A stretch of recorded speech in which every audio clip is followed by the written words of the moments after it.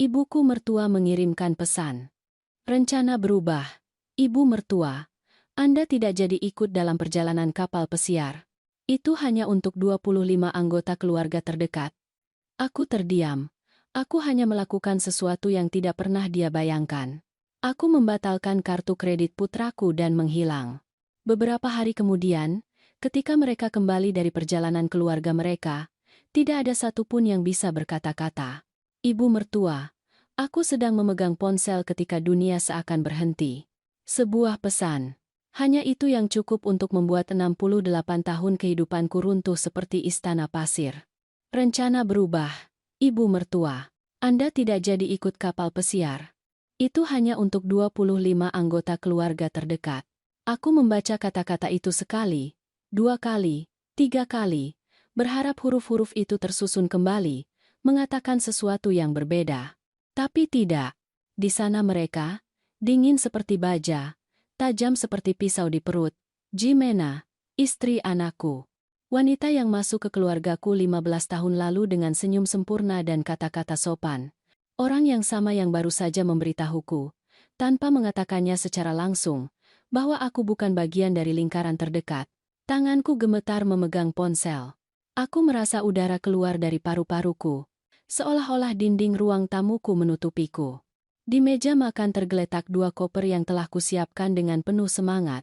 Di dalamnya, gaun biru langit yang kubeli khusus untuk makan malam gala, sepatu baru, tabir surya. Semuanya siap untuk perjalanan yang kubayar sendiri. Rp320.000. Kapal pesiar di sekitar Bali yang Jimena impikan sejak kecil. Yang putraku, Budi, memohon untuk kubiayai, karena keluarga membutuhkan momen seperti ini.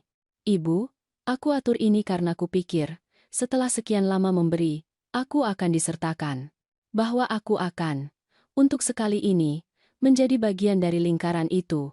Tetapi di sana, di layar ponselku, tertera kebenaran, berkilauan dan kejam. Aku bukan keluarga dekat.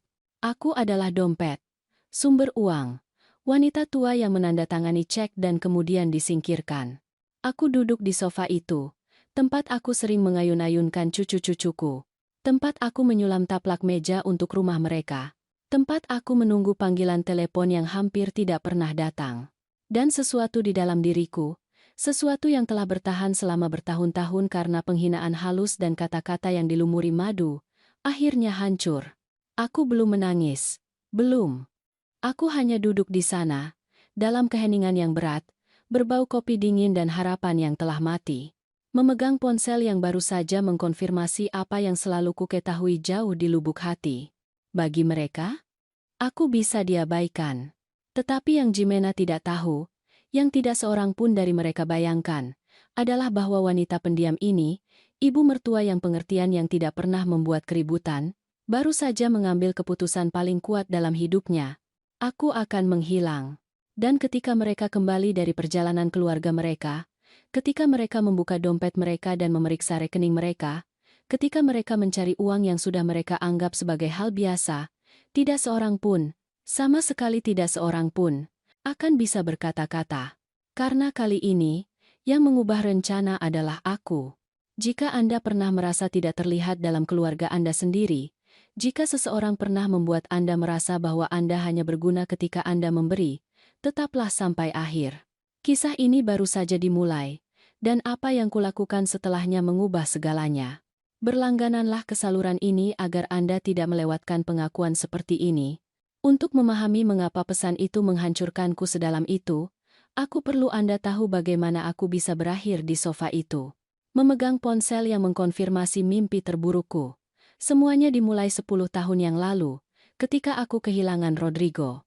Suamiku meninggal dunia karena serangan jantung saat sedang memangkas bunga mawar di taman. Dia jatuh di antara bunga-bunga yang sangat dia rawat, dan aku ditinggal sendirian di rumah yang dari luar tampak terlalu besar, terlalu sunyi, terlalu kosong. Budi adalah satu-satunya putraku, alasan hidupku setelah Rodrigo tiada. Dan ketika dia muncul di depan pintuku 3 hari setelah pemakaman, dengan mata merah dan suara serak, mengatakan, "Ibu, aku janji ibu tidak akan pernah sendirian. Aku percaya padanya. Aku ingin mempercayainya." Jimena masuk ke dalam hidupku 6 bulan kemudian. Dia cantik, sopan, dengan senyum yang tidak sepenuhnya mencapai mata. Tetapi Budi menatapnya seolah dia adalah matahari. Dan aku berpikir, jika dia bahagia, aku juga bahagia. Pernikahan itu menelan biaya 450 juta rupiah. Aku membayar setiap sennya. Aula, jamuan makan, musik, bahkan gaun pengantin yang dipilih Jimena di sebuah butik di Jakarta Selatan. Keluargaku tidak punya sumber daya, Bu, jelas Budi. Ibu mengerti, kan? Aku mengerti. Aku selalu mengerti. 2 tahun kemudian mereka membutuhkan sebuah rumah susun. Budi bekerja di bagian penjualan, tetapi gajinya hampir tidak cukup untuk kebutuhan dasar. Bu, jika kita punya aset sendiri, kita bisa berkembang, membangun keluarga yang sesungguhnya. 2,8 miliar rupiah. Itulah biaya apartemen 3 kamar tidur di kawasan elit. Tentu saja kubelikan atas namanya, agar dia memiliki keamanan, kata notaris kepadaku, agar putraku memiliki sesuatu miliknya, jawabku. Kemudian datang bisnis. Sebuah toko suplemen olahraga yang Budi bersumpah akan menjadi penyelamat keuangan kami. 750 juta rupiah sebagai investasi awal. Stok, tempat, izin, semuanya. Dalam 2 tahun, aku akan mengembalikan setiap rupiah, Bu. Aku bersumpah demi ayah. Aku tidak pernah melihat sepeser pun kembali. Tetapi cucu-cucu datang, dan bersama mereka harapan baru. Mateo dan Camila, bayi-bayiku yang cantik.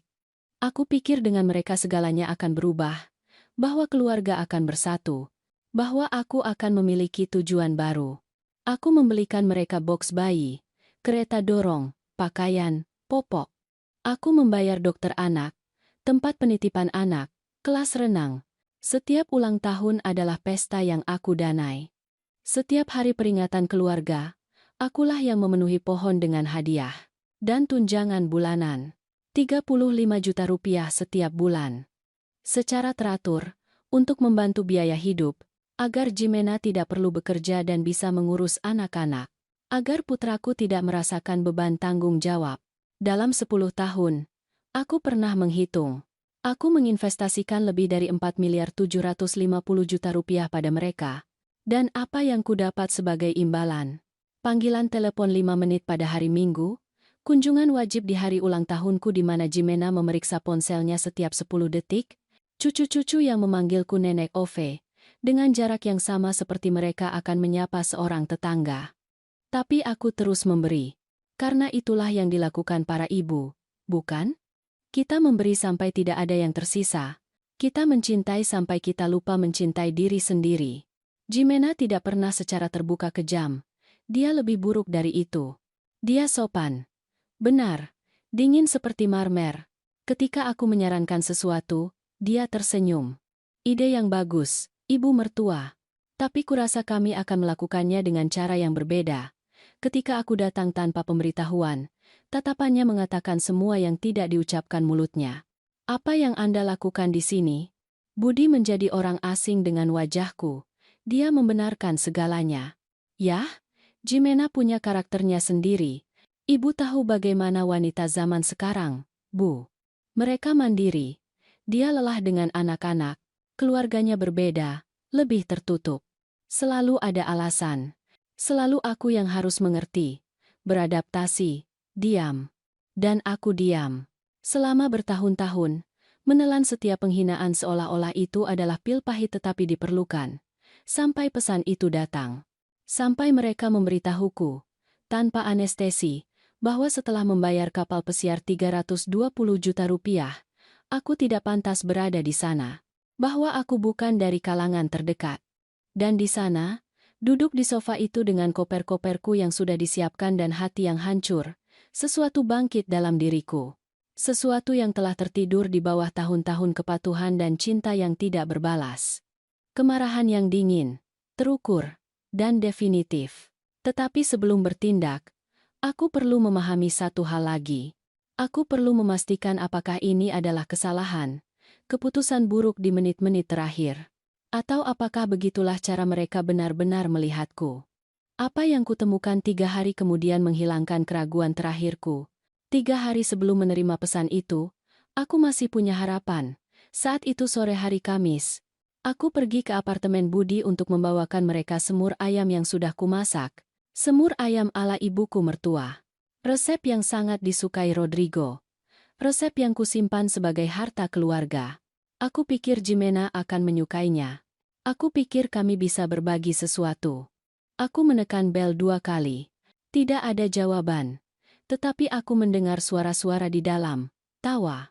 Aku menggunakan kunci duplikat yang diberikan Budi untuk keadaan darurat. Dan aku masuk dengan hati-hati, memegang panci semur ayam hangat di tanganku. Budi? Jime? Ini aku. Aku bawakan makanan. Lebih banyak tawa dari kamar tidur utama. Dan kemudian aku mendengarnya.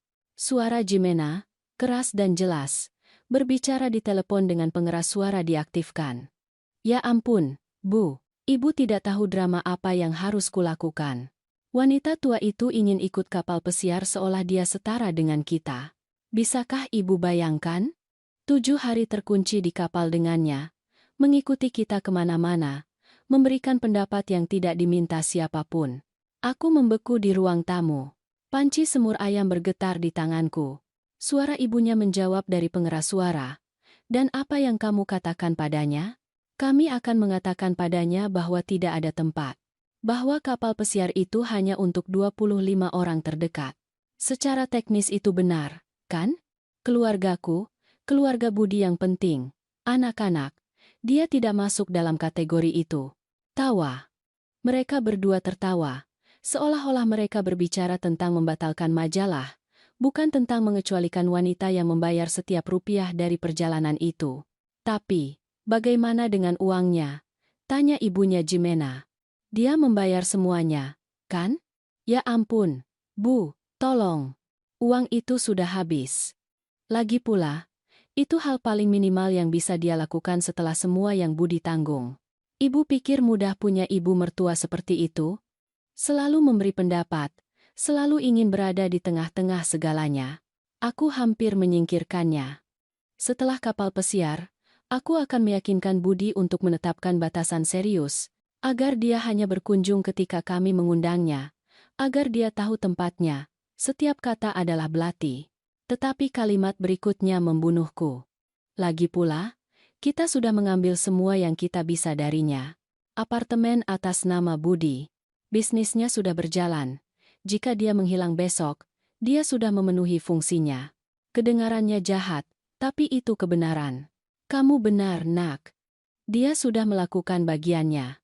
Sekarang biarkan dia menikmati masa tuanya sendirian, kan? Lebih banyak tawa. Aku tidak tahu berapa lama aku berdiri di sana, di ruang tamu yang kubantu peraboti, memegang panci semur ayam yang tiba-tiba terasa seberat 1000 kilogram. Kakiku tidak merespons. Jantungku berdebar sangat kencang hingga kupikir akan keluar dari dadaku. Aku meletakkan panci itu di atas meja makan dengan hati-hati, seolah-olah terbuat dari kaca. Tidak ada suara. Aku keluar dari apartemen berjalan mundur, seperti orang yang berjalan sambil tidur, dan menutup pintu perlahan. Aku sampai di rumah tanpa mengingat bagaimana aku mengemudi.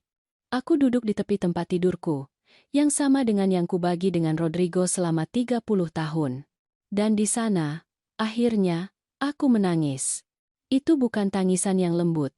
Itu adalah tangisan yang keras, putus asa, salah satu tangisan yang keluar dari lubuk jiwa yang terdalam. Aku menangisi 10 tahun yang hilang. Setiap rupiah yang kuberikan dengan cinta dan diterima dengan penghinaan, setiap panggilan yang kuharapkan dan tidak pernah datang, setiap pelukan palsu, setiap senyum palsu, setiap kami menyayangimu, Bu, yang tidak pernah benar. Aku menangis sampai tidak ada lagi air mata. Dan kemudian, dalam keheningan yang pecah hanya oleh napasku yang tersengal-sengal, aku mengambil foto Rodrigo yang selalu kusimpan di nakas. Aku menatap matanya. Mata koklat yang selalu membuatku merasa terlindungi, dicintai, berharga. Maafkan aku, sayang, bisikku pada foto itu.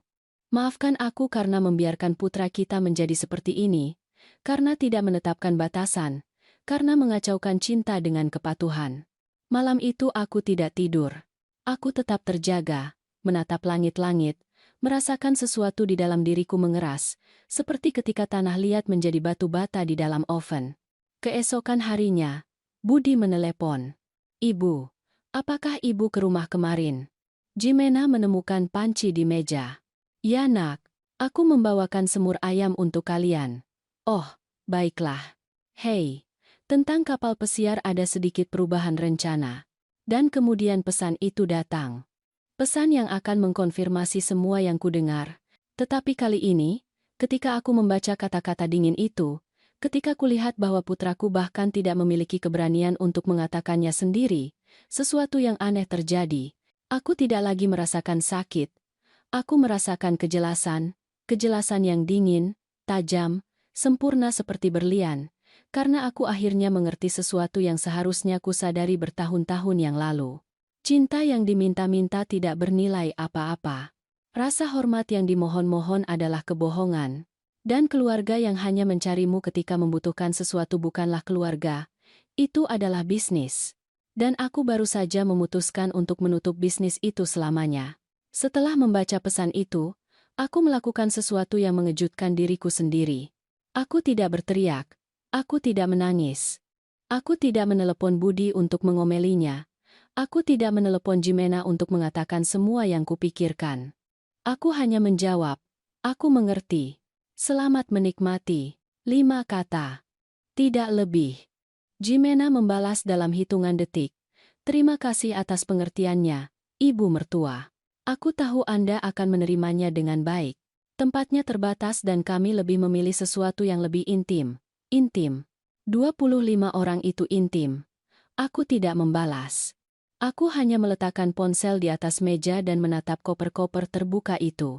Penuh dengan pakaian yang tidak akan pernah kupakai di kapal itu. Gaun biru langit itu tampak mengejekku.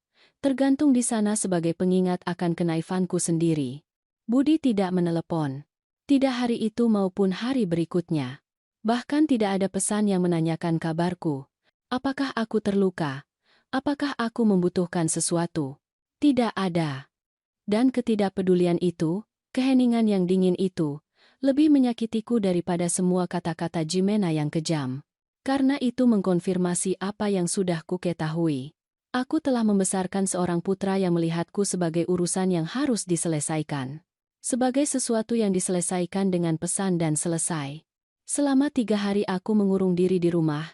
Aku tidak menjawab telepon. Aku tidak membuka gorden.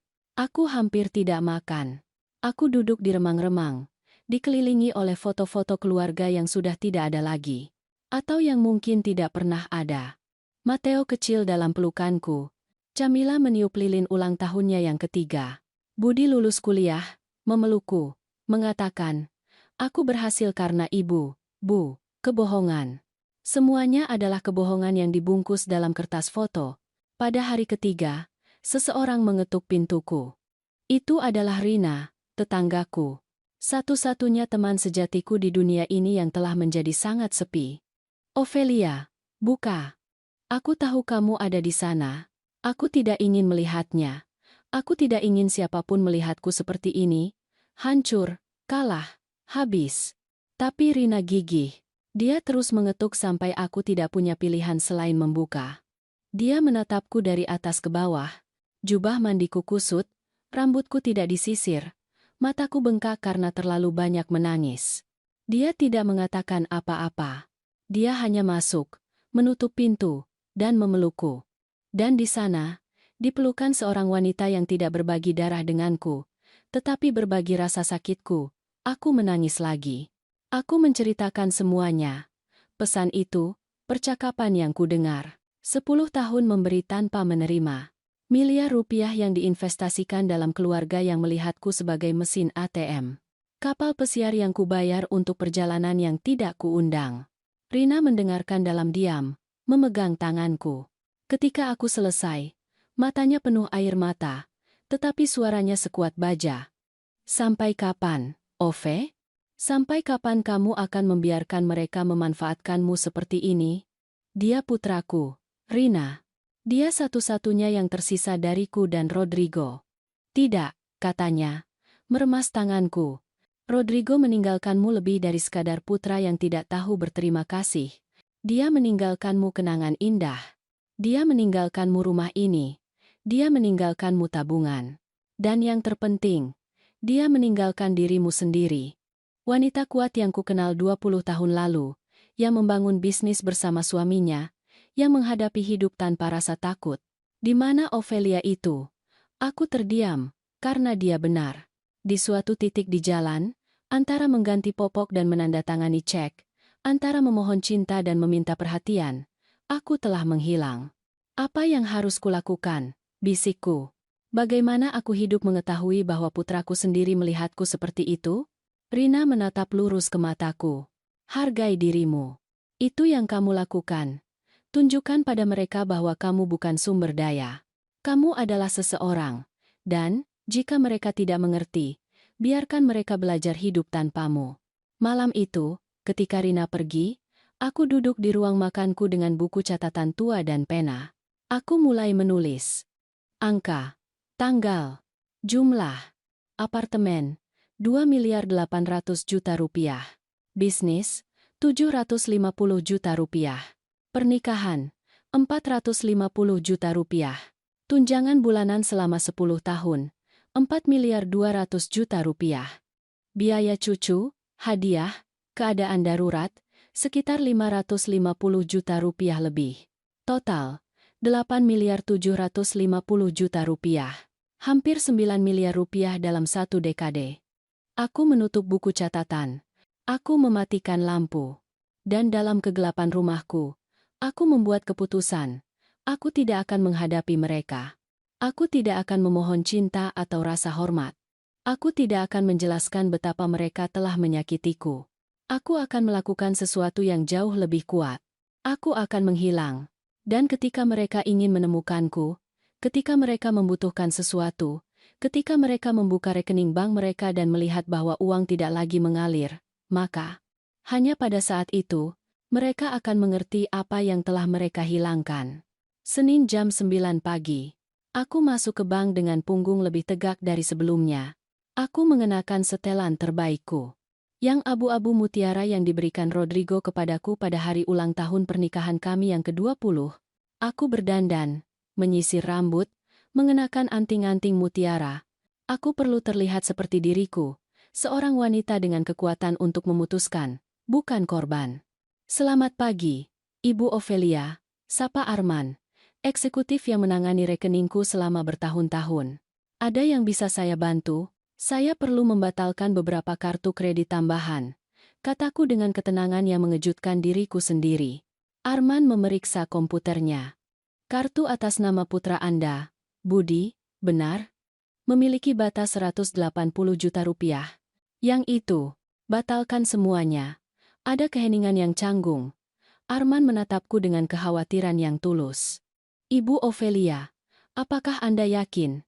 Kartu-kartu ini telah aktif selama 8 tahun. Apakah ada sesuatu yang terjadi? Bukan urusanmu, Arman. Lakukan saja apa yang kuminta. Dia mengetik di komputernya dengan gugup. Selesai. Kartu-kartu akan menjadi tidak aktif dalam 1 jam. Ada lagi, ya. Saya ingin menarik 400 juta rupiah tunai. Kali ini dia benar-benar terkejut. Ibu. Itu jumlah yang cukup besar. Tidakkah Anda lebih memilih transfer? Itu lebih aman. Tunai, Arman. Dia menyuruhku menandatangani dokumen, memintaku untuk identifikasi tambahan, memperingatkanku tentang risiko membawa begitu banyak uang tunai. Aku hanya mengangguk, menunggu. 40 menit kemudian, aku keluar dari bank dengan amplop manila penuh uang kertas di tasku. Perhentian kedua adalah dengan eksekutif yang sama. 30 menit kemudian, saya juga ingin membatalkan transfer otomatis bulanan. Yang 35 juta rupiah yang disetorkan ke rekening putra Anda setiap tanggal 5 setiap bulan, itu? Arman tidak bertanya lagi. Kurasa dia mengerti bahwa sesuatu yang serius telah terjadi. Apakah Anda ingin menjaga investasi Anda dan sisa rekening Anda tetap utuh? Tentu saja, hanya batalkan yang berkaitan dengan Budi. Ketika aku keluar dari bank, aku merasakan sesuatu yang aneh di dadaku. Itu bukan kelegaan. Itu bukan kepuasan. Itu adalah kebebasan. Seperti ketika Anda melepas sepatu yang telah mencekik Anda begitu lama sehingga Anda lupa bagaimana rasanya berjalan tanpa rasa sakit. Tapi aku belum selesai. Aku langsung pergi ke kantor pengacara Dimas. Pengacara terpercaya yang menangani surat wasiat Rodrigo. Seorang pria berusia 70 tahun. Serius. Hemat bicara. Saya perlu memperbarui surat wasiat saya. Kataku tanpa basa-basi. Dia menatapku dari balik kacamatanya. Ada masalah, Ophelia? Anggap saja saya telah mendapatkan kejelasan. Kami menghabiskan 2 jam meninjau dokumen. Apartemen itu atas nama Budi. Tidak ada yang bisa dilakukan di sana. Tetapi rumahku, tabunganku, investasiku, semua yang lain. Itu bisa ku kendalikan. Saya ingin meninggalkan instruksi yang sangat spesifik, kataku. Jika sesuatu terjadi pada saya, rumah saya tidak akan pergi ke Budi. Itu akan pergi ke yayasan yang mendukung wanita lanjut usia dalam situasi telantar. Pengacara Dimas mengangkat alis. Itu tidak biasa. Itu adil. Dan tabungan Anda? Sama.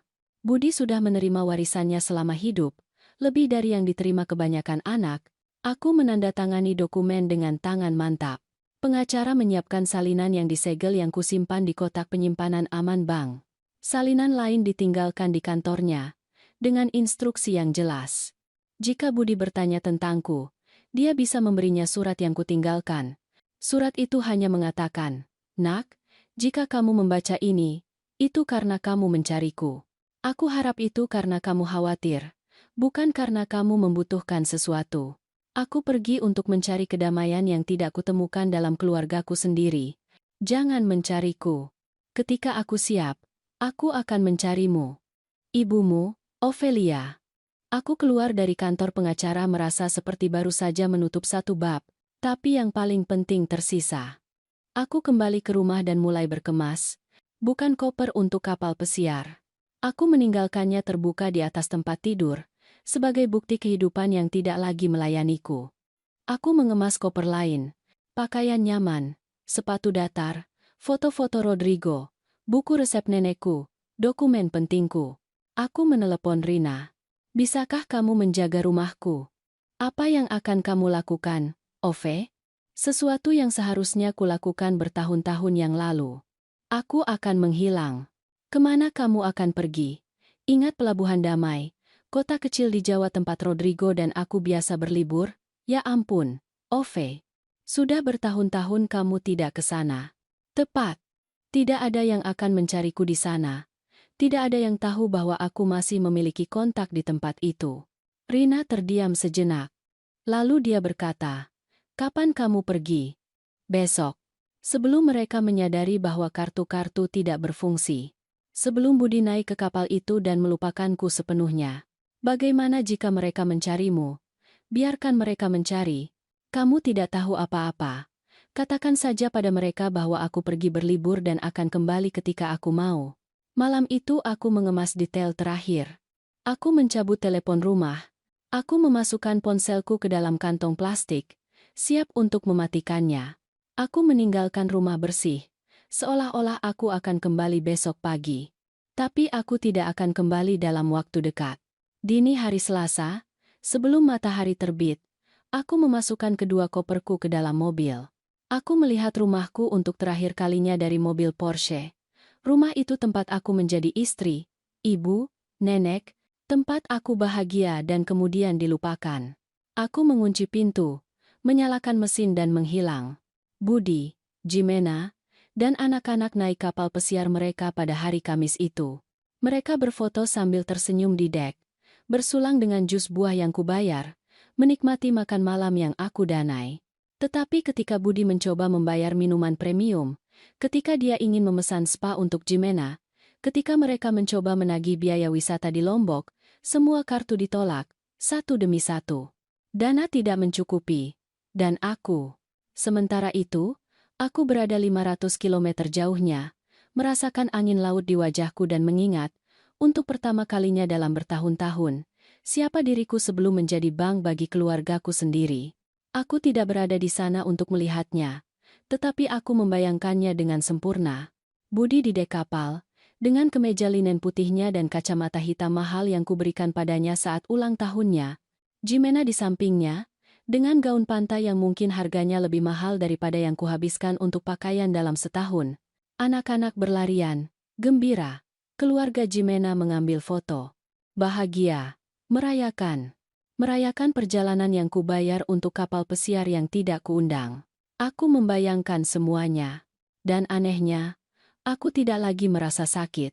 Aku hanya merasakan ketenangan yang dingin, seperti ketika Anda melihat awan badai di kejauhan dan tahu bahwa itu tidak akan membasahi Anda karena Anda sudah berada di bawah atap. Menurut Rina yang bercerita kemudian, semuanya dimulai pada hari pertama di kapal. Budi ingin memesan sebotol jus buah saat makan malam. Jus buah Rp800.000. Bukan hal yang aneh bagi seseorang yang terbiasa ibunya membayar segalanya. Dia memberikan kartu kepada pelayan. Ditolak tuan. Tidak mungkin. Coba lagi. Pelayan mencobanya 3 kali. Layar yang sama. Kata yang sama. Ditolak. Pasti ada kesalahan sistem, kata Budi berkeringat. Dia mengeluarkan kartu lain, kartu cadangan.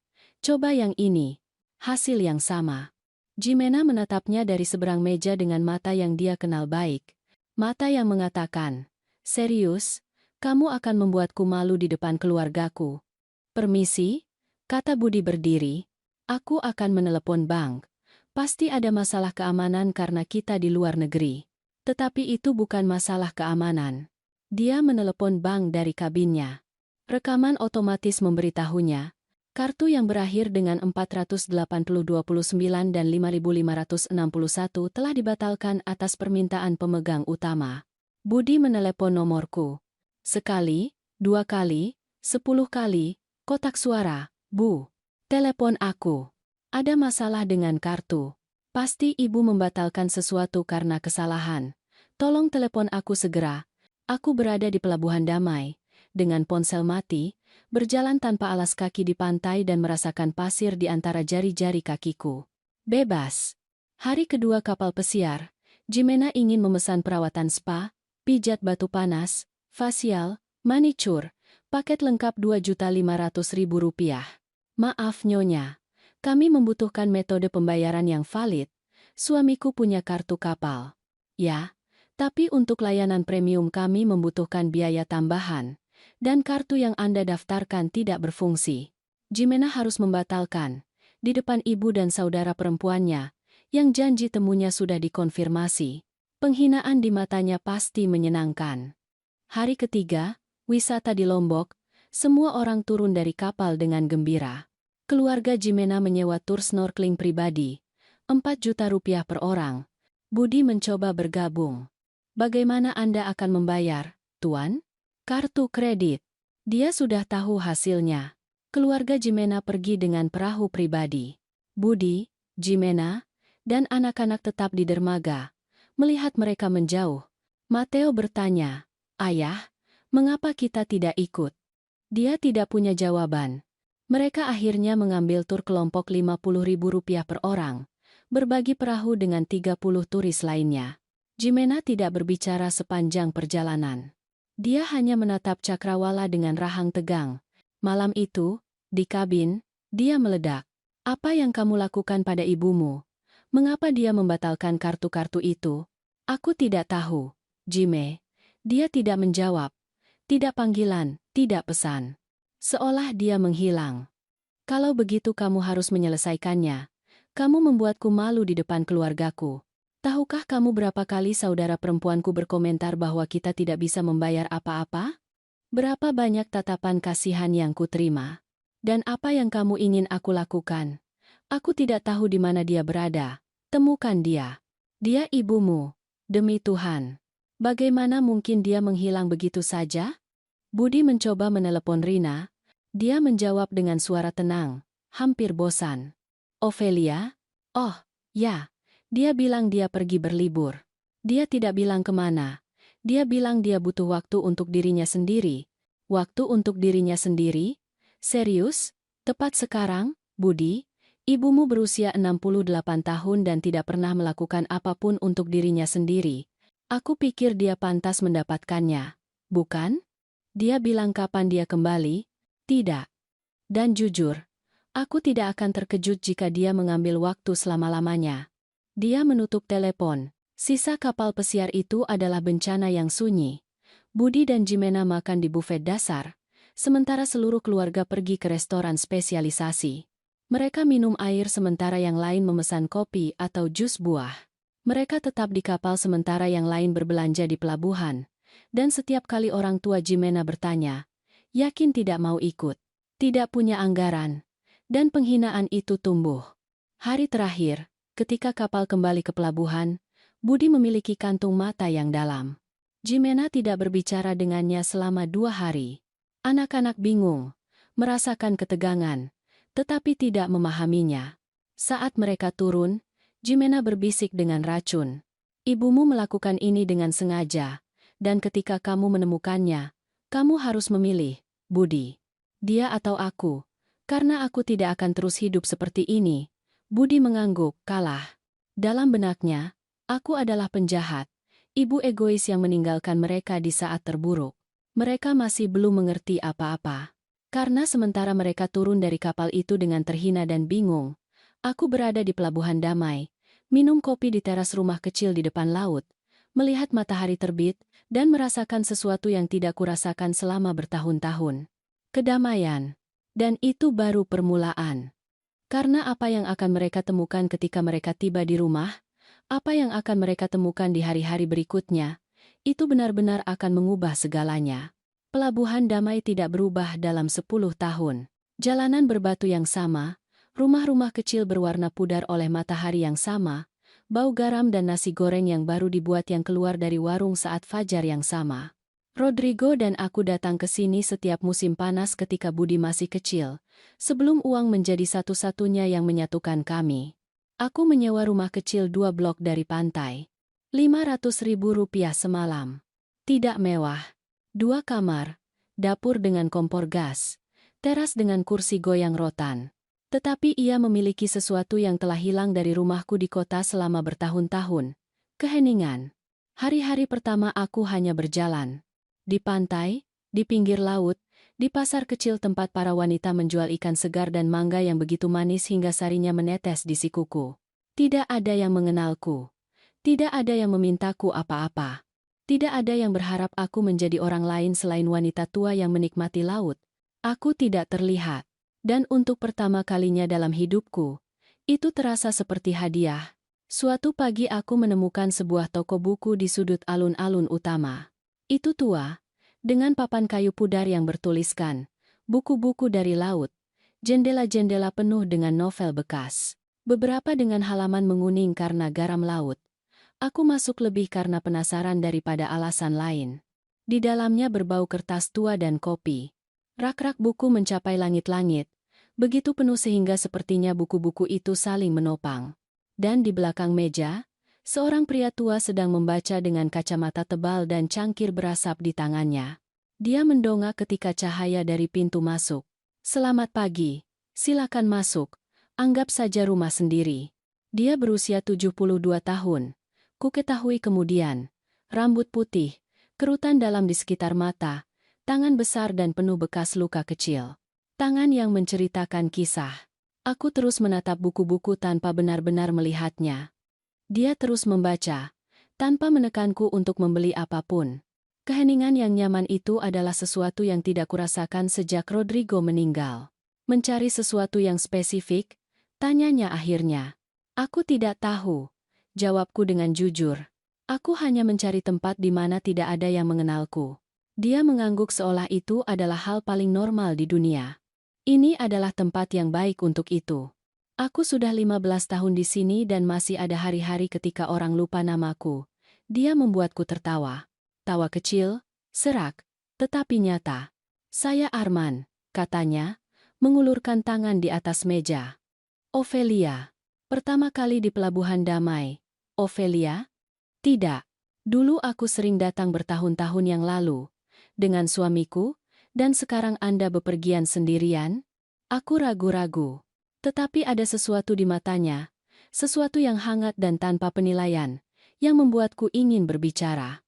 "Sekarang aku bepergian karena aku perlu menjauh dari keluargaku." Arman tidak terkejut. Dia hanya menunjuk kursi di samping meja. Duduklah. Saya baru saja membuat kopi. Dan jika Anda ingin berbicara, saya tahu cara mendengarkan. Jika tidak mau, itu juga baik-baik saja. Tapi tidak ada yang harus minum kopi sendirian. Dan begitulah dimulai. Aku duduk di kursi reyot itu, dengan secangkir kopi tradisional di tanganku dan mulai berbicara. Pelan-pelan pada awalnya, seperti orang yang mencoba air dengan jari sebelum masuk. Kemudian lebih cepat, seperti sungai yang menemukan celah di bendungan dan tidak bisa berhenti. Aku menceritakan semuanya. Pesan dari Jimena. Percakapan yang kudengar. Miliar rupiah yang diinvestasikan pada seorang putra yang melihatku sebagai mesin ATM. Kartu-kartu yang dibatalkan. Menghilang. Arman tidak menyela sekalipun. Dia hanya minum kopinya, mengangguk, dan menatapku dengan mata yang telah melihat banyak dunia. Ketika aku selesai, ada air mata di pipiku. Aku bahkan tidak menyadari bahwa aku menangis. Maaf, kataku, menyeka wajahku dengan malu. Aku tidak tahu mengapa aku menceritakan semua ini pada Anda. Anda tidak mengenalku. Justru karena itu, jawabnya dengan lembut. Terkadang lebih mudah berbicara dengan orang asing daripada dengan seseorang yang berpikir mereka mengenal Anda. Dia terdiam sejenak, menatap cangkir kosongnya. Kemudian dia mengatakan sesuatu yang tidak akan pernah kulupakan. Tahukah Anda, Ophelia, istri saya meninggal dunia 15 tahun yang lalu. Kanker. Ketika dia pergi, ketiga putra saya memperebutkan warisan bahkan sebelum kuburannya dingin. Mereka ingin rumah, tabungan, bahkan perabotan. Tidak ada yang bertanya bagaimana kabar saya. Tidak ada yang mengundang saya untuk tinggal bersama mereka. Mereka hanya ingin bagian mereka. Aku terdiam. Tahukah Anda apa yang saya lakukan? Lanjutnya. Saya datang ke sini. Saya menjual semuanya. Saya membeli toko buku ini dan memberitahu putra-putra saya bahwa ketika mereka belajar melihat saya sebagai ayah dan bukan sebagai warisan, mereka bisa mencariku. Dan apakah mereka melakukannya? Dia tersenyum sedih. Salah satunya ya. Setelah 5 tahun. Dia datang dengan air mata di mata. Meminta maaf. Dua yang lain masih menunggu saya meninggal dunia untuk melihat apa yang tersisa bagi mereka. Apakah itu tidak menyakitkan? Setiap hari. Tetapi tahukah Anda apa yang lebih menyakitkan bagi saya? Tahun-tahun yang saya sia-siakan meminta-minta cinta mereka, membenarkan keegoisan mereka, mengacaukan kewajiban saya untuk memberi mereka dengan kewajiban mereka untuk mencintai saya. Dia menatap lurus ke mataku. Cinta yang diminta-minta tidak bernilai apa-apa. Ophelia, putra Anda perlu belajar bahwa Anda adalah berkah, bukan kewajiban. Dan jika dia tidak pernah belajar, setidaknya Anda akan hidup dengan martabat. Kata-kata itu menghantamku seperti ombak. Berkah, bukan kewajiban. Kapan aku berhenti merasa seperti berkah bagi keluargaku dan mulai merasa seperti beban yang hanya berguna ketika membawa uang? Aku keluar dari toko buku itu dengan mata bengkak tetapi dengan sesuatu yang baru di dadaku. Itu belum kebahagiaan. Itu lebih seperti harapan. Kemungkinan bahwa mungkin, hanya mungkin, hidupku belum berakhir ketika Rodrigo meninggal. Bahwa mungkin masih ada sesuatu dari diriku yang layak diselamatkan. Aku kembali ke toko buku keesokan harinya. Dan hari berikutnya. Dan hari berikutnya. Arman dan aku berbicara tentang segalanya. Tentang buku, tentang kehidupan, tentang laut. Dia bercerita tentang istrinya, tentang bagaimana mereka bertemu saat menari di pameran desa. Aku bercerita tentang Rodrigo, tentang bagaimana aku jatuh cinta pada seorang pria yang membuatku merasa bahwa dunia lebih besar dan lebih cerah hanya dengan berada di sisinya. Tahukah Anda apa yang paling kurindukan? Kataku suatu sore saat kami melihat matahari terbenam dari teras toko buku. Aku rindu merasa penting. Bukan karena apa yang bisa kuberikan, tetapi karena siapa aku. Arman tersenyum. Ophelia, Anda penting. Hanya saja Anda mencari validasi itu pada orang yang salah. 2 minggu berlalu. Lalu 3. Ponselku masih mati. Aku tidak tahu apa yang terjadi di kota. Aku tidak ingin tahu. Setiap pagi aku berjalan di pantai. Setiap sore aku mengunjungi Arman di toko buku.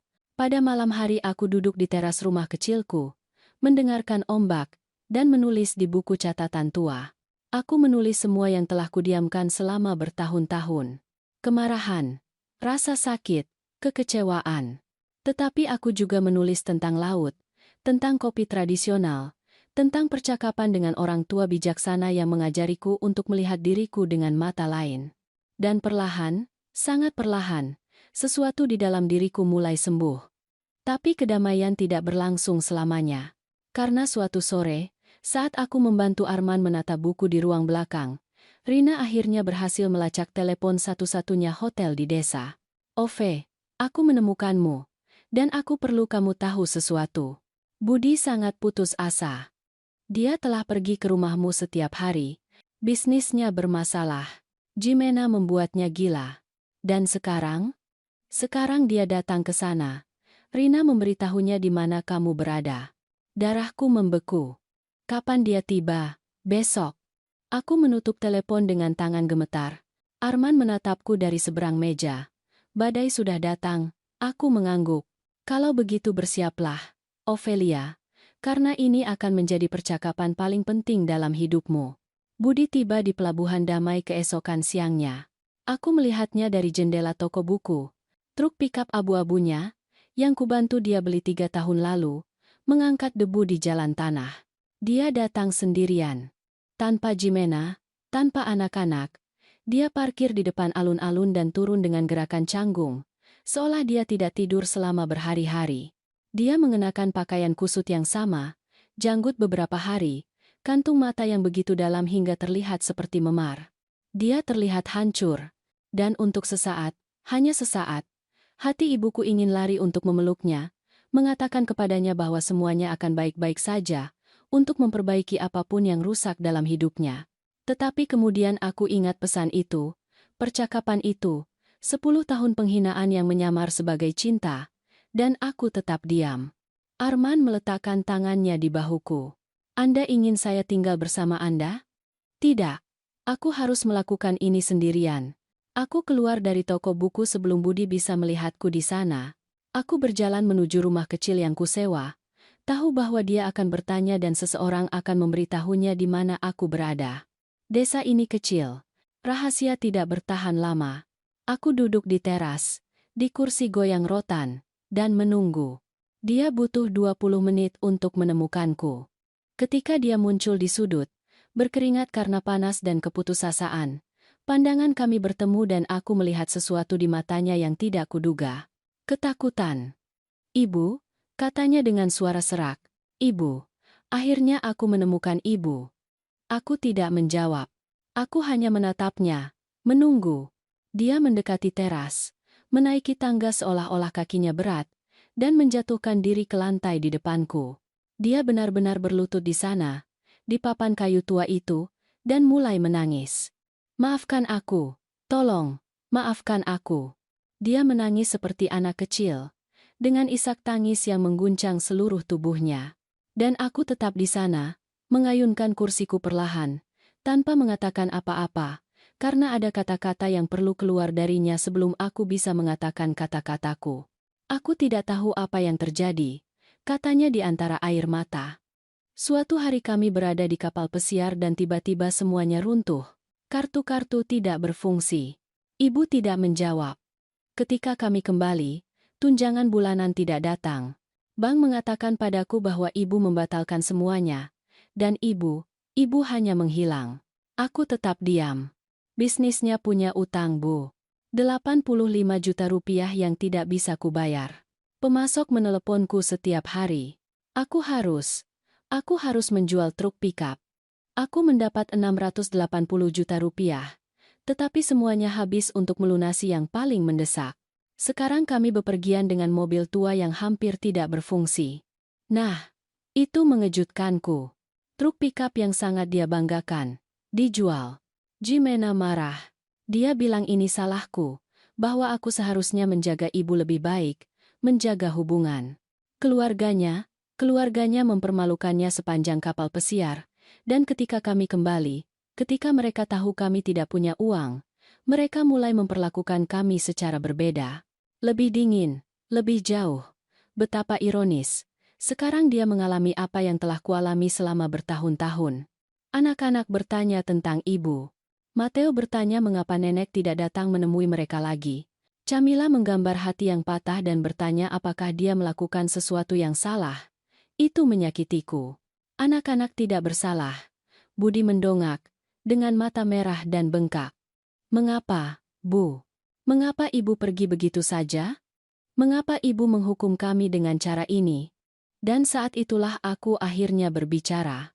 Menghukum kalian? Suaraku keluar lebih dingin dari yang kuduga. Budi? Aku tidak menghukum kalian. Aku hanya berhenti menjadi mesin ATM kalian. Dia terdiam, tetapi ada kebingungan di wajahnya. Seolah dia benar-benar tidak mengerti. Aku mengeluarkan amplop dari tasku. Amplop yang telah kusiapkan dengan pengacara Dimas. Rincian setiap rupiah yang diinvestasikan padanya selama 10 tahun. Baca itu, kataku. Dia membukanya dengan tangan gemetar. Aku melihat bagaimana matanya menyusuri angka-angka itu. Apartemen, bisnis, pernikahan, tunjangan bulanan, biaya cucu, hadiah demi hadiah demi hadiah, 8.750 juta rupiah, kataku ketika dia selesai membaca. Itu yang kuinvestasikan padamu dalam 10 tahun, Budi. Hampir 9 miliar rupiah. Bu, aku tidak tahu sebanyak itu. Tidak? Tentu saja kamu tidak tahu. Karena kamu tidak pernah bertanya. Kamu tidak pernah peduli dari mana uang itu berasal. Hanya saja itu terus datang. Itu tidak benar. Aku sayang ibu, Bu. Kamu sayang aku. Benarkah? Aku mencondongkan tubuh ke depan di kursi goyang. Tahukah kamu berapa kali kamu meneleponku tahun lalu? 12. 12 kali dalam 365 hari. Dan dari 12 kali itu, 10 adalah untuk meminta uang atau bantuan. Dia terdiam. Tahukah kamu apa yang kudengar 3 hari sebelum aku menerima pesan itu, Budi? Dia menatapku dengan ketakutan yang tulus. Aku pergi ke apartemenmu untuk membawakan semur ayam. Kalian ada di kamar tidur. Jimena berbicara di telepon dengan ibunya. Dan aku mendengarnya mengatakan, dengan sangat jelas, bahwa dia hampir menyingkirkan wanita tua itu. Bahwa aku tidak akan ikut kapal pesiar karena aku bukan bagian dari kalangan terdekat. Bahwa mereka sudah mengambil semua yang mereka bisa dariku. Dan jika aku menghilang besok, aku sudah memenuhi fungsinya. Budi menjadi pucat. Dan tahukah kamu apa yang terburuk, nak? Bahwa kamu tidak pernah membelaku. Bahwa ketika pesan itu datang mengecualikanku dari perjalanan yang kubayar, kamu bahkan tidak punya keberanian untuk meneleponku. Kamu mengirimiku pesan singkat. Seolah-olah aku adalah sekretaris yang janjinya kamu batalkan. Bu, aku. Kamu mengubahku menjadi mesin ATM-mu, Budi. Kamu mengambil satu-satunya yang tersisa padaku setelah kehilangan ayahmu. Harga diriku. Air mata mengalir di wajahnya. Tetapi aku tidak bisa berhenti. 10 tahun keheningan keluar dari mulutku seperti air bah. Apakah kamu tahu berapa malam aku menangis sendirian di rumah itu? Berapa kali aku memasak makanan untuk dibawa kepada kalian dan Jimena meninggalkannya di lemari es tanpa mencicipinya? Berapa kali anak-anakmu meneleponku hanya karena kamu memaksa mereka? Maaf. Aku benar-benar minta maaf. Tahukah kamu apa yang dikatakan seorang teman kepadaku beberapa minggu yang lalu? Lanjutku. Dia mengatakan bahwa cinta yang diminta-minta tidak bernilai apa-apa. Dan dia benar. Aku menghabiskan 10 tahun meminta-minta cintamu, membenarkan keegoisanmu, mengacaukan kewajibanku untuk memberi dengan kewajibanmu untuk mencintaiku. Budi terisak di lantai teras, hancur total. Aku mencintaimu dengan semua yang kumiliki. Kataku dengan suara yang sekarang serak. Aku memberimu segalanya. Waktuku, uangku, kedamaianku. Dan kamu memberiku remah-remah, panggilan 5 menit, kunjungan wajib, cucu-cucu yang melihatku sebagai orang asing karena kamu tidak pernah mengajari mereka untuk menghargaiku. Apa yang kamu ingin aku lakukan? Tanyanya di antara isak tangis. Katakan padaku apa yang harus kulakukan, Bu. Aku akan melakukan apa saja. Aku terdiam lama. Menatap pria berusia 40 tahun yang berlutut di terasku, memohon. Dia tampak seperti anak yang hilang. Dan sebagian dari diriku ingin memperbaiki segalanya. Kembali menjadi ibu yang selalu kuinginkan. Tetapi bagian lain, Bagian yang telah tumbuh dalam minggu-minggu ini di depan laut. Bagian yang belajar menghargai dirinya sendiri. Bagian itu berkata, "Aku tidak ingin kamu melakukan apapun untukku, Budi. Aku ingin kamu melakukannya untuk dirimu sendiri. Karena jika kamu tidak belajar sekarang, jika kamu tidak mengerti apa yang kamu lakukan salah, kamu akan mengulangi ini dengan anak-anakmu.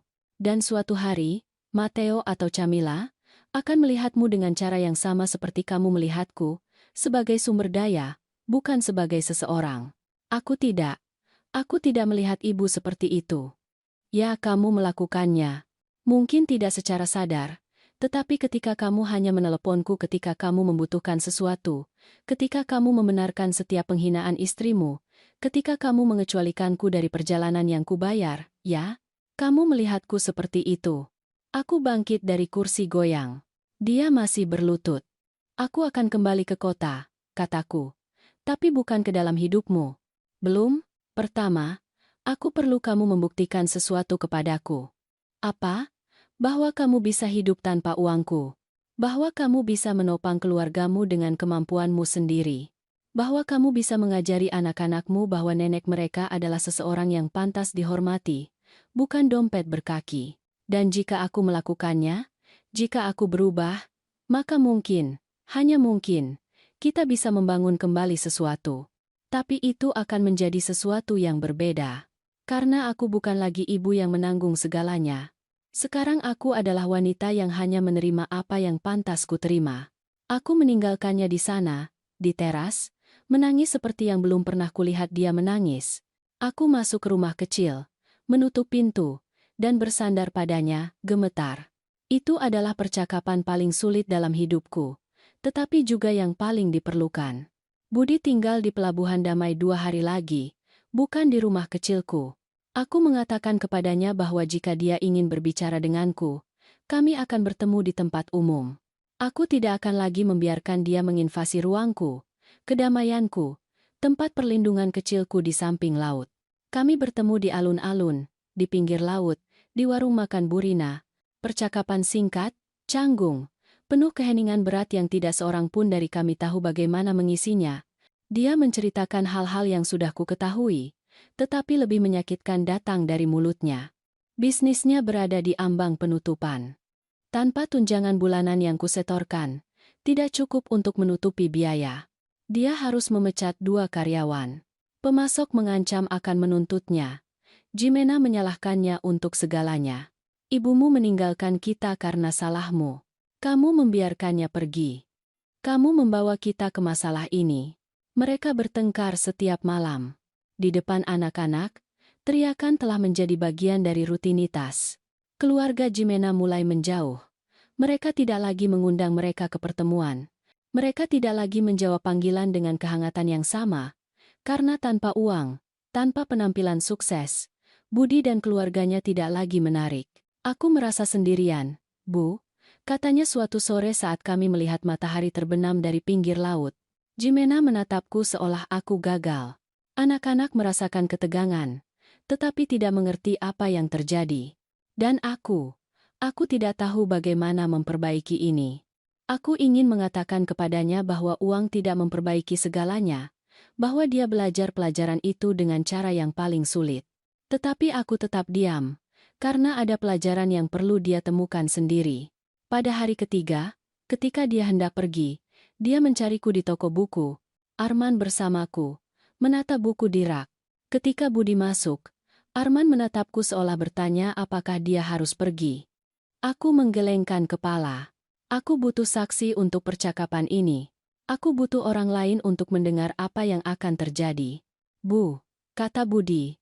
Dengan suara lebih mantap daripada hari-hari sebelumnya, aku perlu meminta sesuatu pada ibu. Katakan, aku perlu ibu kembali. Ibu kembali ke rumah, ibu.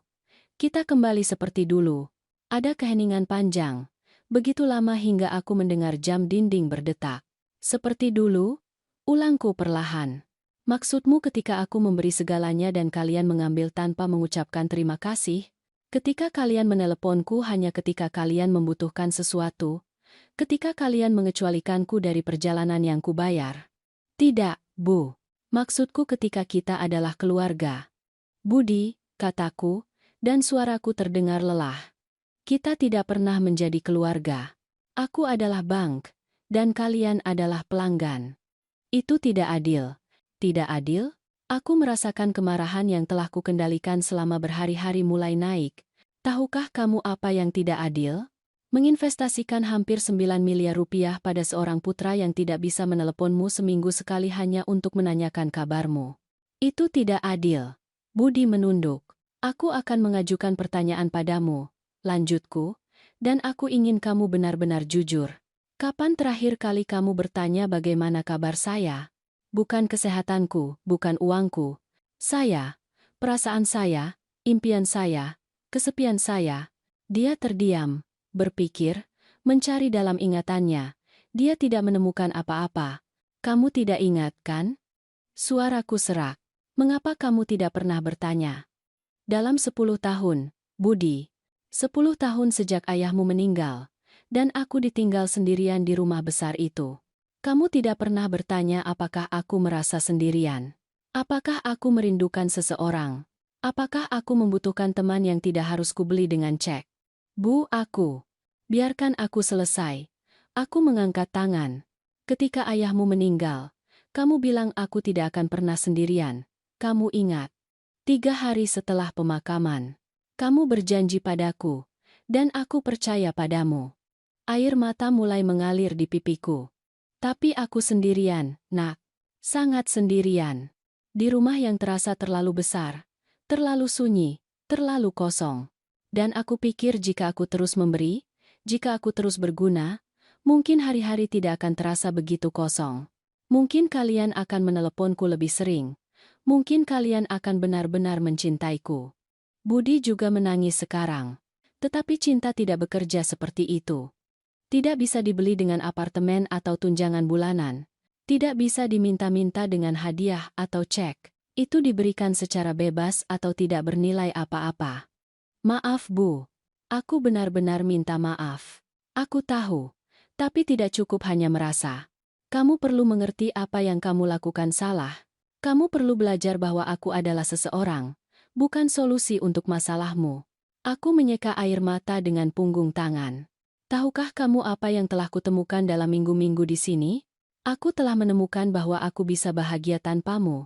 Bahwa aku bisa bangun di pagi hari tanpa khawatir apakah kalian akan menelepon atau tidak. Bahwa aku bisa berjalan di pantai dan merasakan kedamaian alih-alih kecemasan. Bahwa aku bisa memiliki percakapan nyata dengan orang-orang yang hampir tidak kukenal karena mereka melihatku sebagai Oflia, bukan sebagai ibu mertua dengan uang. Arman, yang diam sepanjang waktu ini, mengangguk dari tempatnya di rak. Lalu, apa yang ibu inginkan dariku? Tanya Budi dengan suara serak. Apa yang harus kulakukan? Aku ingin kamu belajar hidup tanpa uangku. Aku ingin kamu menyelamatkan bisnismu dengan usahamu sendiri.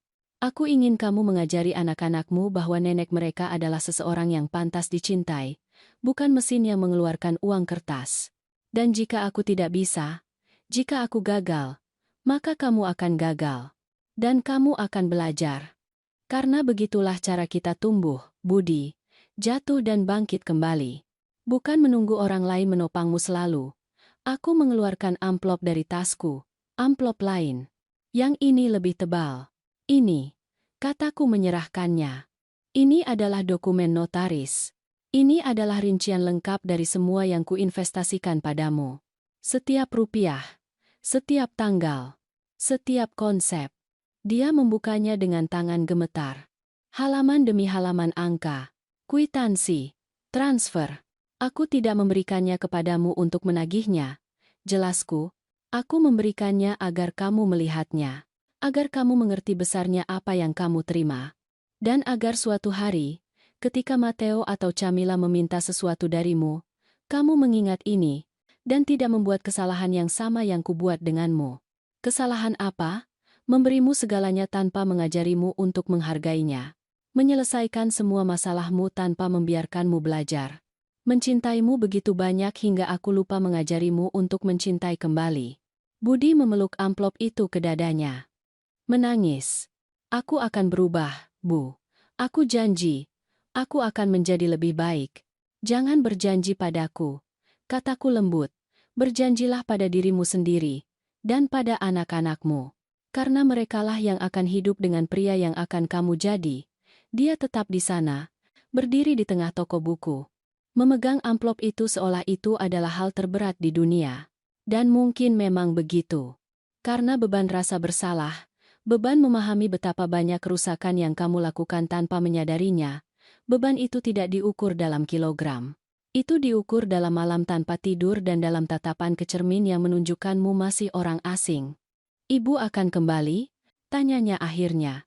Ya, tapi belum. Dan ketika aku kembali, aku tidak akan ke rumahmu. Aku akan ke rumahku sendiri. Dan kalian akan datang hanya ketika aku mengundangmu. Dan hanya jika kalian belajar memperlakukanku sebagai diriku, ibumu. Bukan solusi kalian. Dia mengangguk. Kalah. Bisakah aku memeluk ibu? Aku ragu-ragu. Tetapi pada akhirnya aku mengangguk. Dia mendekat perlahan, seolah takut aku akan menghilang. Dia memelukku dengan putus asa, dengan tangisan anak yang menyadari bahwa dia merusak sesuatu yang dia tidak tahu apakah dia bisa memperbaikinya. Aku sayang ibu, Bu, bisiknya di bahuku. Aku juga sayang kamu, nak. Itulah mengapa aku melakukan ini. Karena cinta sejati bukanlah membiarkan diri dimanfaatkan. Itu adalah mengajarimu untuk menjadi lebih baik. Dia pergi sore itu. Aku melihatnya naik ke mobil tuanya dan menyalakan mesin di jalan tanah, mengangkat debu yang berkilauan emas di bawah cahaya matahari terbenam. Ketika dia menghilang dari pandangan, Arman mendekat dan meletakkan tangan di bahuku. Anda melakukan hal yang benar.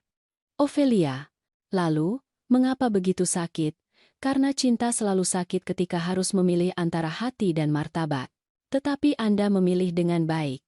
Aku berdiri di sana, di pintu toko buku, melihat jalan yang kosong. Dan untuk pertama kalinya dalam 10 tahun, aku merasa bahwa aku akhirnya menetapkan batasan yang seharusnya ku tetapkan sejak lama. Tetapi ini baru permulaan. Karena ketika aku kembali ke kota beberapa minggu kemudian, apa yang kutemukan, itu benar-benar mengubah segalanya selamanya.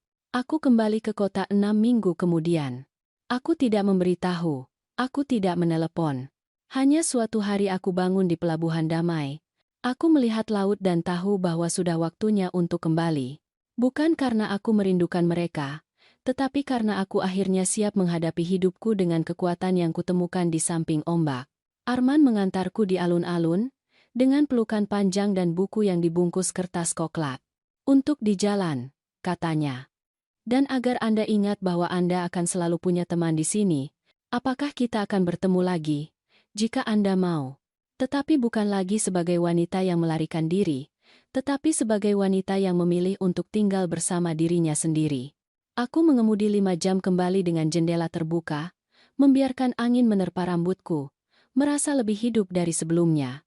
Ketika aku sampai di rumah, Rina menungguku di teras, dengan senyum lebar dan air mata di matanya. Ya ampun, Ove, aku pikir kamu tidak akan kembali. Aku juga berpikir begitu. Dia memelukku erat dan kami masuk bersama ke rumah yang kutinggalkan kosong beberapa minggu yang lalu. Baunya pengap, debu, ditinggalkan, tetapi juga berbau rumah. Aku harus menceritakan semua yang terjadi saat kamu tidak ada, kata Rina sambil membuat kopi. Dan memang banyak yang terjadi. Budi telah kembali hancur. Jimena menyambutnya dengan kemarahan, dengan keluhan, dengan ancaman perceraian. Ibumu meninggalkan kita karena salahmu. Teriaknya siang dan malam. Tetapi sesuatu telah berubah dalam Budi. Untuk pertama kalinya dalam 15 tahun, dia menghentikannya. Tidak, katanya. Ibuku tidak meninggalkan kita. Dia mengambil kembali apa yang tidak pantas kita terima. Dan dia benar. Jimena terdiam. Kamu menunjukkan wajah aslimu, lanjut Budi, dengan ketegasan yang belum pernah dia miliki. Kamu memperlakukannya seperti sampah. Dan aku membiarkannya, tetapi itu sudah berakhir. Percakapan itu berakhir dengan pertengkaran brutal. Jimena mengancam akan pergi. Budi mengatakan padanya bahwa jika satu-satunya yang membuatnya tetap di sana adalah uang ibunya, maka lebih baik dia pergi. Dia tidak pergi. Tetapi sesuatu telah rusak di antara mereka. Sesuatu yang mungkin tidak akan pernah bisa diperbaiki. Bisnisnya terus goyah. Tanpa tunjangan bulanan, Tanpa bantalan ekonomi yang kusediakan, Budi harus belajar mengelola dengan sungguh-sungguh. Dia memotong biaya, dia bernegosiasi dengan pemasok, dia bekerja 12 jam sehari. Dan perlahan, sangat perlahan, ia mulai stabil. Belum menguntungkan, tetapi masih hidup. Bagaimana dengan anak-anak? Tanyaku. Rina tersenyum. Disitulah hal baiknya. Budi berbicara dengan mereka, dia menjelaskan, dengan kata-kata anak-anak bahwa dia telah memperlakukan nenek mereka dengan buruk. Bahwa Anda bukan mesin yang memberi barang, tetapi seseorang yang pantas dicintai. Apakah dia benar-benar melakukan itu? Sungguh. Matteo menangis. Dia bilang dia merindukan cerita pengantar tidurmu. Camilla menggambar hati dan menulis untuk nenek Ove dengan tulisan tangan miring. Aku merasa mataku berkaca-kaca. Budi datang ke sini setiap minggu. Lanjut Rina. Dia mengetuk pintu. Dia duduk di terasmu dan menunggu. Meskipun kamu tidak ada. Dia hanya menunggu. Seolah mengatakan bahwa dia tidak akan menyerah. Aku tidak mengatakan apa-apa. Aku tidak tahu harus berkata apa. Aku menghabiskan seminggu menata rumahku. Membersihkan, merapikan, mulai kembali menempati ruang-ruang yang telah kutinggalkan. Dan setiap sore aku melihat keluar jendela, menunggu. Aku tidak tahu apa. Hari Sabtu, saat aku menyiram tanaman di taman, aku mendengar gerbang. Itu Budi, tetapi dia tidak datang sendirian. Matteo dan Camilla berlari di depannya, dengan gambar di tangan dan senyum gugup di wajah. Nenek, teriak Matteo, dan berlari ke arahku. Aku berlutut tepat waktu untuk menerima mereka. Aku memeluk mereka erat, merasakan tubuh kecil mereka yang hangat, tawa mereka, bau sampo anak-anak mereka. Kami merindukan nenek, bisik Camilla di leherku. Ayah bilang kami nakal sama nenek. Kalian tidak nakal. Sayangku, kalian adalah anak-anak. Kami, orang dewasa, yang membuat kesalahan. Budi berdiri di taman, dengan tangan di saku, melihatku dengan mata yang berbeda. Mata yang akhirnya melihatku. Halo Bu. Halo nak. Bisakah kita bicara? Aku mengangguk. Anak-anak berlari untuk bermain di taman sementara Budi dan aku duduk di kursi yang sama di mana kami sering berbagi kopi dan kebohongan yang disamarkan sebagai keluarga. Aku menjual truk pickup, katanya sebagai permulaan. Aku mendapat 680 juta rupiah. Aku membayar semua utang bisnis. Aku juga menjual peralatan olahraga yang kumiliki di rumah, televisi besar di ruang tamu, beberapa barang yang tidak kami butuhkan. Sekarang kami hidup dengan kebutuhan dasar. Dan bagaimana rasanya? Menegangkan, tetapi juga membebaskan. Untuk pertama kalinya dalam bertahun-tahun aku tidak berutang apapun. Nah kecuali padamu, tapi itu tidak dibayar dengan uang. Tidak, aku setuju. Itu tidak dibayar dengan uang, Jimena. Dia berubah. Atau mungkin dia hanya menerima bahwa segalanya berbeda. Dia tidak lagi menuntut uang dariku. Sekarang dia mengeluh karena aku tidak pernah di rumah, karena aku terlalu banyak bekerja, karena kami stres. Itu adalah keluhan normal, kurasa.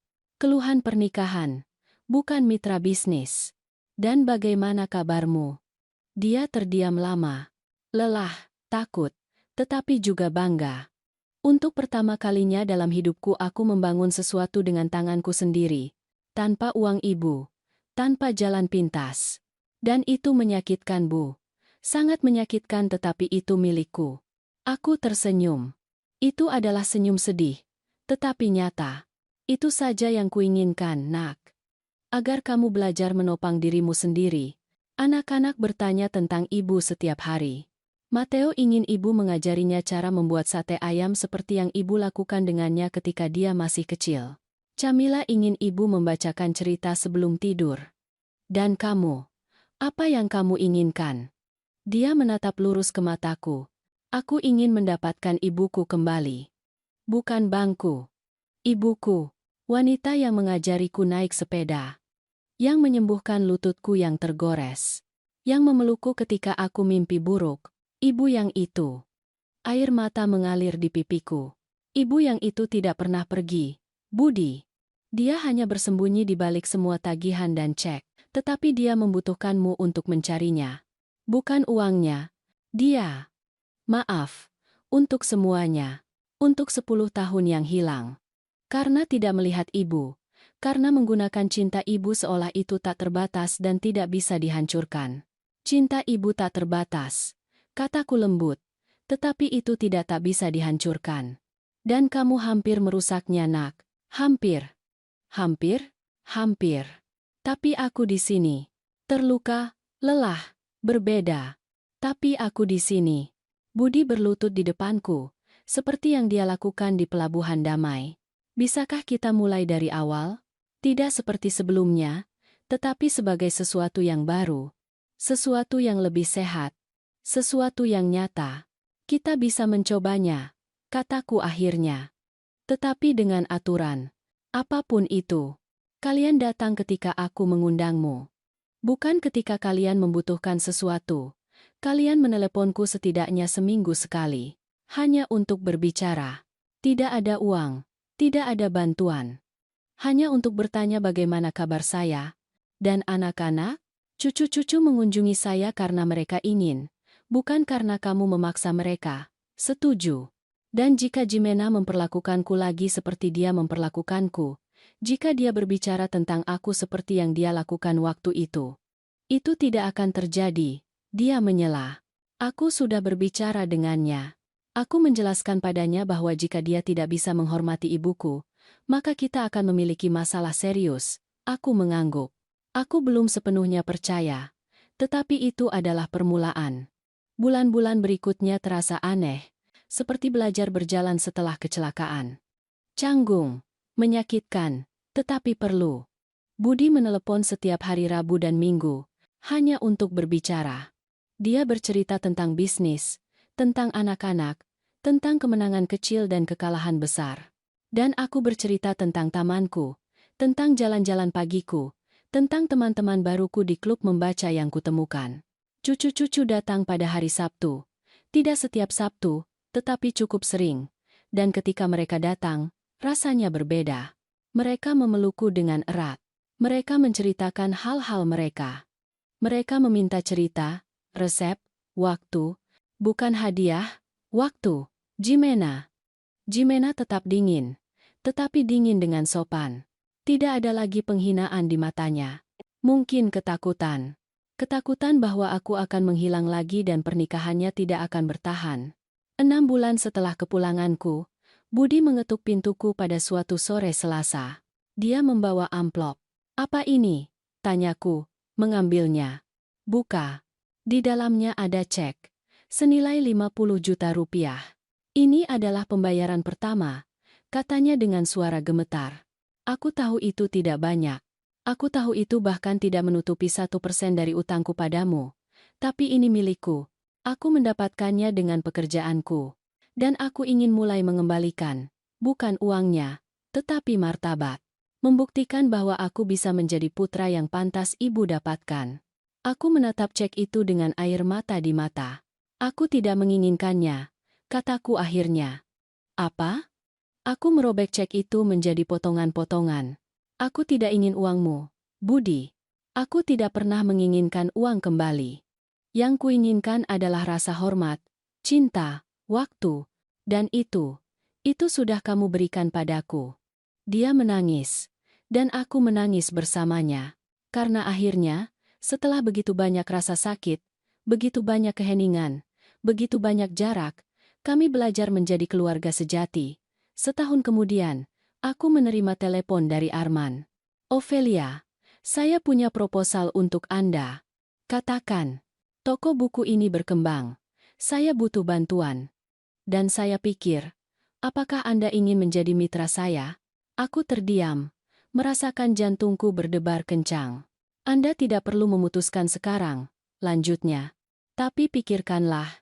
Pelabuhan Damai merindukan Anda. Saya merindukan Anda. Aku menutup telepon dengan senyum.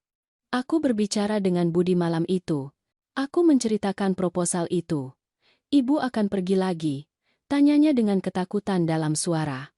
Aku tidak akan pergi. Aku akan membagi waktuku. Beberapa bulan di sini, beberapa bulan di sana. Menjalani hidupku, tetapi tanpa melupakanmu. Bagaimana jika kami membutuhkan ibu? Kalian akan memilikiku. Tetapi kalian juga harus belajar bahwa aku juga pantas untuk hidup. Bahwa aku tidak hanya ada untukmu. Dia mengangguk. Mengerti. 2 bulan kemudian aku menjadi mitra toko buku. Buku-buku dari laut. Aku menginvestasikan 300 juta rupiah dari tabunganku. Bukan miliaran. Bukan semua yang kumiliki. Hanya yang adil. Sekarang aku menghabiskan 6 bulan di kota dan 6 bulan di Pelabuhan Damai. Budi dan anak-anak mengunjungiku di desa ketika mereka bisa. Kami berjalan di pantai, makan ikan segar, berbicara tentang kehidupan. Jimena datang sekali. Dia tetap diam sebagian besar waktu. Tetapi sebelum pergi, dia mengatakan sesuatu yang tidak pernah kuduga. Terima kasih karena tidak menyerah pada kami. Meskipun kami pantas mendapatkannya, aku tidak menjawab. Aku hanya mengangguk. Karena ada hal-hal yang tidak memerlukan kata-kata. Hari ini, saat aku menulis ini, duduk di teras rumah kecilku di depan laut, dengan secangkir kopi tradisional di tanganku dan suara ombak di latar belakang, aku memikirkan semua yang terjadi. Aku memikirkan wanita 2 tahun yang lalu. Wanita yang meminta-minta cinta dengan cek. Yang mengacaukan dibutuhkan dengan dicintai. Yang telah kehilangan dirinya sendiri mencoba menjadi segalanya bagi semua orang. Dan aku memikirkan wanita diriku sekarang. Yang belajar bahwa cinta sejati tidak bisa dibeli. Bahwa keluarga dibangun dengan rasa hormat, bukan dengan uang. Bahwa terkadang, menghilang adalah satu-satunya cara bagi mereka untuk benar-benar melihatmu. Putraku tidak sempurna. Dia mungkin tidak akan pernah sempurna. Tetapi dia berusaha. Dan itu, setelah semua yang kami lalui, sudah cukup. Cucu-cucuku memanggilku Nenek Ove, dengan kasih sayang sekarang, tidak dengan jarak, dengan cinta sejati. Dan aku akhirnya belajar sesuatu yang seharusnya sudah lama kupelajari. Cinta yang diminta-minta tidak bernilai apa-apa. Rasa hormat yang dimohon-mohon adalah kebohongan. Dan keluarga yang hanya mencarimu ketika membutuhkan sesuatu, bukanlah keluarga. Tetapi keluarga yang belajar dari kesalahannya, yang jatuh dan bangkit, yang menyakitkan tetapi juga menyembuhkan, keluarga itu layak dipertahankan.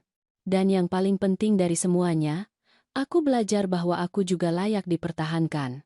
Dengan uang atau tanpa itu, dengan keluarga atau tanpa itu, sendirian atau ditemani, karena kekayaan sejati tidak terletak pada apa yang Anda miliki. Itu ada pada apa yang tidak Anda biarkan mereka ambil darimu. Dan aku mendapatkan kembali martabatku.